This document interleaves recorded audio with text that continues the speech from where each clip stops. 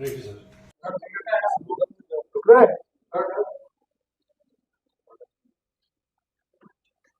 मैं राष्ट्रवादी कांग्रेस पार्टी की ओर से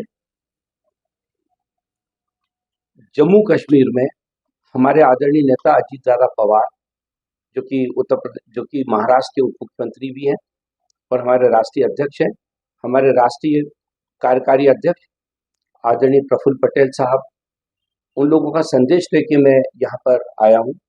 क्योंकि अभी जो पुलगांव में जो घटना घटी है, पहलगांव में जो घटना घटी है, उस घटना ने पूरे देश में एक हलचल मचा दी और उस बात को लेकर हमारी पार्टी में भी बहुत चर्चा हुई है। क्योंकि महाराष्ट्र के हमारे कुछ पर्यटक भी उस दिन वहाँ पर थे, जिनको जम्मू कश्मीर के जो लोग हैं, खासतौर से क्षेत्र के जो लोग हैं, उन्होंने अपने घर पे उनको पनाह दी, उनका ध्यान रखा और उनको अपने साथ रखा। तो यहाँ हम लोगों ने तय किया था कि मैं खुद अपनी पार्टी की ओर से, अपने नेताओं की ओर से श्रीनगर पहुंचूंगा और कोशिश ये भी करूंगा कि जहाँ पर ये घटना घटी है मैं वहाँ तक जाऊं और वहाँ पर भी हम उन लोगों के लिए भी श्रद्धांजलि अर्पित करें जो अब हम लोगों के बीच में नहीं है।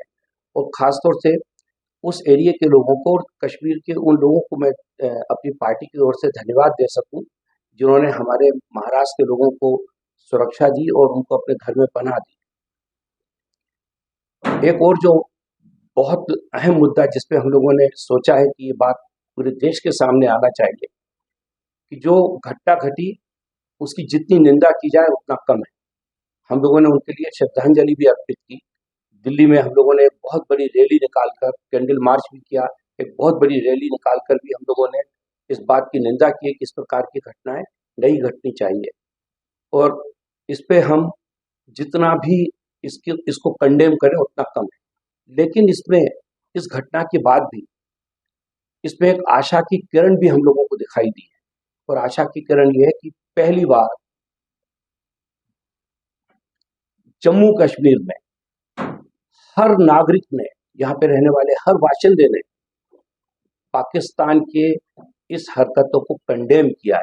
ये आज़ादी के बाद पहली बार ऐसा मौका था कि पूरी आवाम एकजुट होकर इस बात के खिलाफ बोल रही थी और उन्होंने कई घरों, मैं सोचता हूँ कि उस दिन बहुत सारे लोगों के घरों पे चूल्हे नहीं जले, लोगों के घरों पे ऐसा लग रहा था जैसे कि उनका कोई अपना नजदीकी आदमी की मृत्यु हुई है और लोग मातम में डूबे हुए थे। ये बहुत बड़ा जो संदेश जम्मू कश्मीर के लोगों ने पूरे देश में दिया है, इसकी भी चर्चा हम लोग करना चाहते हैं। और मैं जानता हूँ कि ये एक लंबे कोशिश थी, इसमें एक लंबी कोशिश थी केंद्र सरकार की और खास तौर से आदरणीय अमित शाह साहब की, जो लगातार पिछले 5-6 साल से इस मुद्दे पे निगाह रखे हुए थे और उन्होंने यहाँ पर एक सुरक्षा का वातावरण बनाने में बहुत कोशिश की थी। और उस दिन, जिस दिन ये घटना घटती है, उसी दिन बगैर देरी किए जिस तरह से आकर उन्होंने यहाँ पर अपने आप को जम्मू कश्मीर में यहाँ श्रीनगर में आए वो, और उन्होंने एक संदेश दिया कि जैसे कि एक गार्जियन यहाँ पर पहुंच गया। क्योंकि उस दिन इत्तेफाक से मेरी कुछ लोगों से बातचीत हुई, उनमें से कुछ लोगों ने मुझे बोले साहब अब अमित शाह साहब यहाँ पे आए हैं तो निश्चित रूप से अब यहाँ पर हम लोगों को अब चिंता करने की जरूरत नहीं है। ये उन लोगों ने बोला था, जो पर्यटक यहाँ पर आए हुए थे उनको पूरा ये विश्वास था। फिर मैंने कुछ कश्मीर से जो हमारी पार्टी से जुड़े हुए लोग हैं उन लोगों से भी मैंने बात की, उन सभी लोगों का भी कहना ये था कि होम मिनिस्टर साहब के यहाँ आने से एकदम से हम लोगों को विश्वास हुआ है कि कोई गार्जियन हम लोगों के बीच में यहाँ पर आया है, अब ऐसी कोई घटना नहीं घटेगी। यही बातें मैं करना चाहता था आप लोगों के माध्यम से, क्योंकि आप लोगों के माध्यम से जब ये बात पूरे देश में फैलेगी तो इस पर एक सकारात्मक सोच लोगों का पैदा होगा और सकारात्मक चर्चा शुरुआत होगी। इसलिए खासतौर से मैं राष्ट्रवादी कांग्रेस पार्टी की तरफ से आप लोगों के बीच आया हूँ। देखिए कि बहुत बड़ा मुल्क है और इसमें बहुत तरह तरह के सोच रखने वाले लोग हैं, लेकिन बाई एंड लार्ज देश के अधिकतम लोगों ने इस मौके पर जम्मू कश्मीर के जो लोगों ने मदद की, जो जम्मू कश्मीर के लोगों ने जो एकजुटता दिखाई, जम्मू कश्मीर के लोगों ने जो ये हत्या करने वाले लोगों के खिलाफ आवाज़ उठाई, उसका अधिकतर लोगों ने समर्थन किया है। और मैं सोचता हूँ कि ये करना जरूरी भी है और ये हम लोगों की भी जिम्मेदारी है, केंद्र सरकार की भी जिम्मेदारी है कि वो इस वातावरण को और बेहतर बनाए। क्योंकि इसमें देखिए कि अभी मैं आंकड़े देख रहा था 2023-24 में यहाँ पर करीब 12,000 करोड़ रुपए टूरिज्म से रेवेन्यू जनरेट हुई है। कश्मीर एक लंबे समय के बाद कश्मीरी की जेब में पहली बार एक समृद्धि और खुशहाली आ रही है, और देश के अंदर एक, और खासतौर से यहाँ पर एक सुरक्षा का वातावरण बना है, और लोगों ने इस बात को महसूस किया कि सुरक्षा का वातावरण और शांति ये इस जगह के लिए बहुत जरूरी है, क्योंकि इसी में समृद्धि भी छुपी हुई है, और इसी में यहाँ के लोगों की खुशहाली भी छुपी हुई है। यहाँ के लोग एकजुट हुए हैं। ये जो आतंकवाद यहाँ पे खत्म हुआ, सरकार की उपस्थिति जरूर है, डिफेंस सर्विसेज की उपस्थिति जरूर है, लेकिन यहाँ के लोगों ने ठाना है कि अब हम यहाँ पर आतंकवाद नहीं होने देंगे, इसलिए यहाँ पर आतंकवाद रुक रहा है। और उसका सबसे बड़ा परिणाम यही है कि उस दिन जिस दिन घटना घटती है, उसी दिन वहां पर लोग कैंडल मार्च करते हैं, और इस बात को ताकत के साथ कहते हैं। पूरे जम्मू कश्मीर में लोग उस दिन अपने घर का चूल्हा जलाना भूल जाते हैं, मातम करते हैं इस बात पे। तो ये सारी बातें इस बात को बिल्कुल साफ करती है कि यहाँ का आदमी अब नहीं चाहता है कि यहाँ पर आतंकवाद हो, लेकिन इस पे केंद्र सरकार की भी बहुत जिम्मेदारी है कि यहाँ किसी भी हालत में ये जो आर्थिक उन्नति का जो एक दौर यहाँ पे शुरू हुआ है, ये किसी भी हालत में रुकना नहीं चाहिए। और ये जब नहीं रुकेगा जब पूरे भारत के लोग उतने ही विश्वास के साथ यहाँ पर पर्यटक के रूप में आएंगे, यहाँ के बिजनेस को बढ़ाने में सहयोग देंगे। जब तक ये स्थिति नहीं बनेगी, तब तक ये जो उन्नति का पहिया जो यहाँ पे घूमा है, ऐसा ना हो कि वो फिर से थम जाए। और जब थमेगा तो फिर जो पड़ोसी हमारा मुल्क है, वो उस कमजोरी का फायदा उठाकर फिर से उन हरकतों को बढ़ाने में कोशिश कर सकता है, जिनसे कि इसके पहले 30-35 साल से हमारा ये जो प्रदेश, सबसे जो भारत का मुकुट है, जो सबसे बेहतर और खूबसूरत प्रदेश है, वो जिस ढंग से पीड़ित रहा है। उन्होंने स्वीकार किया इस बात को, और ये बात सच है कि वहां पे जो घटना घटी है, वहां उस समय डिफेंस के लोग होने चाहिए थे। इतने सारे जो टूरिस्ट हैं, अगर उनकी सुरक्षा के लिए वहाँ उस दिन वहाँ कोई नहीं था, तो निश्चित रूप से ये एक ऐसा प्रश्न है। और इस पे जो सारे जो सारे दलों की जो बैठक हुई थी, सर्वदलीय बैठक हुई थी, उसमें बात सामने भी आई है। और मैं सोचता हूँ कि इस पे जो लोग जिम्मेदार हैं, निश्चित रूप से उनके उनके बारे में जानकारी भी ली जाएगी, और मुझे ऐसा लगता है कि उन पर कार्रवाई भी होगी। मैं आपको बताऊं, मैंने जैसा कहा कि कुछ चुनिंदा लोग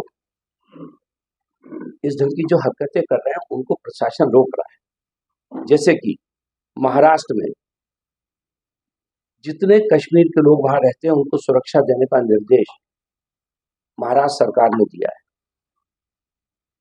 मध्य प्रदेश में मोहन यादव जी की सरकार ने उन सारे कलेक्टर और एसपीओ को खत लिखा है व्यक्तिगत रूप से कि किसी भी कश्मीरी, चाहे वो वहां पे रहने वाला हो, चाहे वो बाहर से आया हो, उसको पूरी सुरक्षा प्रदान की जाए। किसी के साथ इस ढंग की घटना नहीं घटनी चाहिए।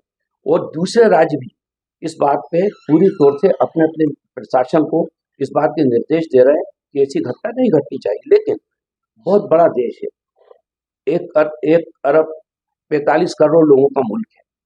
कहीं अगर कोई छोटी मोटी घटना घटती है, तो उस घटना को हम इस पूरे व्यवस्था का चेहरा नहीं मान सकते, और उन लोगों के खिलाफ कार्रवाई होगी। कहीं भी अगर आप लोगों को भी कोई जानकारी मिलती है इन राज्यों में, आप हम लोगों को बताइए। हमारी, मैं आया भी इसीलिए हूँ। अगर ऐसी कोई भी बात होती है, अगर हम लोगों तक पहुंचेगी, हमारी पूरी ये कोशिश होगी कि उनके खिलाफ कार्रवाई हो। मैं आपको एक और जानकारी देना चाहता हूँ। आदरणीय अजीत दादा पवार ने अपने खुद के ऑफिस में एक हेल्पलाइन नंबर बनाया, और उसको बाकायदा पूरी जगह पब्लिसिटी की है उसकी, जिससे कि अगर किसी भी व्यक्ति को कहीं भी कोई तकलीफ आ रही है, तो वो अगर सूचित करता है, तो फिर संबंधित जिले में, संबंधित राज्य में, संबंधित अधिकारी से हम लोग तत्काल बात करते हैं, कोशिश करते हैं कि उनको पूरी तौर से सुरक्षा मिले।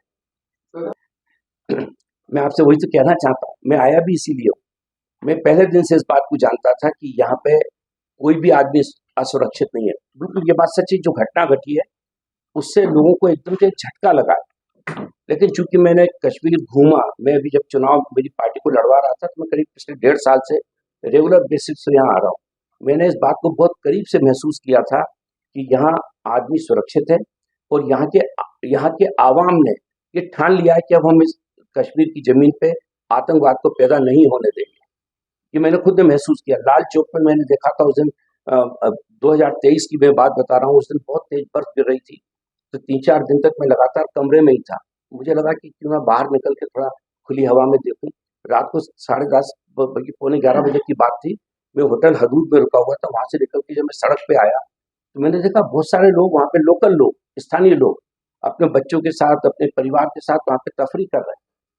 तो मैंने एक दो लोगों से पूछा, मैंने कहा साहब यहाँ पे आप लोग, बोले नहीं, यहाँ तो अब हम लोग घूम रहे हैं, आप देख रहे हैं हमारा पूरा खानदान हमारे साथ है। तो ये क्यों हुआ था?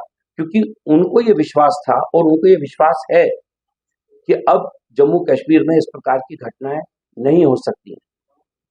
तो मैं नहीं सोचता कि भारत के जो नागरिक हैं उनको जम्मू कश्मीर में आने से पहले कोई सोचना चाहिए। ये पूरी तौर से सुरक्षित है, यहाँ किसी प्रकार की कोई समस्या नहीं है। जो घटना घटी है उसकी हम सब लोग निंदा करते हैं, ऐसा नहीं होना चाहिए।